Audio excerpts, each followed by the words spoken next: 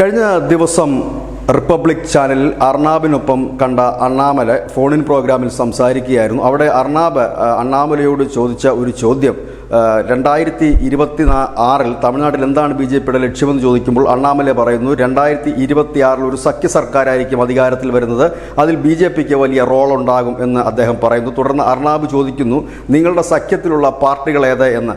കാരണം തമിഴ്നാട്ടിലെ പ്രധാനപ്പെട്ട രാഷ്ട്രീയ പാർട്ടികളായ ADMKയും DMKയും ഒന്നും ഇപ്പോൾ BJPയുടെ സഖ്യത്തിലില്ല. അങ്ങനെ ആരെങ്കിലും വരാനുള്ള സാധ്യതയുണ്ടോ എന്ന്. അപ്പോൾ അണ്ണാമല പറയുന്നത് എല്ലാവർക്കും സാധ്യതകളുണ്ട്. കാരണം തമിഴ്നാട്ടിൽ DMK ഉണ്ട്, ADMK ഉണ്ട്, വിജയുടെ പാർട്ടിയുണ്ട്, അങ്ങനെ 7ഓളം പാർട്ടികളുണ്ട്. അവരിൽ ആരുമായി വേണമെങ്കിലും സഖ്യം ചേരാം, ആരുമായി വേണമെങ്കിലും ഞങ്ങൾ ഭരിക്കാം. ഏതായാലും 2026 ഞങ്ങളില്ലാതൊരു ഭരണം ഉണ്ടാകില്ല. ഏതായാലും തമിഴ്നാട്ടിൽ ഇപ്പോഴത്തെ ഒരു സ്ഥിതി വെച്ച് ദ്രാവിഡ പാർട്ടികളിൽ ദേശീയ പാർട്ടികൾ അങ്ങനെ ഒരു വേർതിരിവ് ഇല്ല. എല്ലാ പാർട്ടികളിലും ആരാണോ നന്മ ചെയ്യുന്നത് അവർക്കൊപ്പമാണ് നിൽക്കുന്നത്.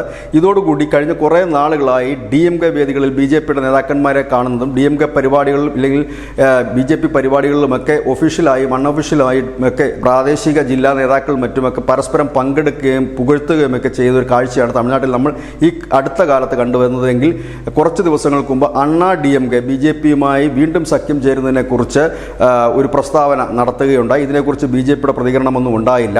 വിജയിയെ പ്രശംസിച്ചുകൊണ്ട് അണ്ണാമല രംഗത്തെത്തുകയും ചെയ്തു. ഏതായാലും തമിഴ്നാട് രാഷ്ട്രീയം കലങ്ങി മറിയുമ്പോൾ BJPക്ക് ഒരു സ്ട്രോങ് സഖ്യകക്ഷി ഉണ്ടാകും. അത് DMK ആണോ ADMK ആണോ എന്ന് കാത്തിരുന്ന് കാണേണ്ടി വരും. News desk news India Malayalam.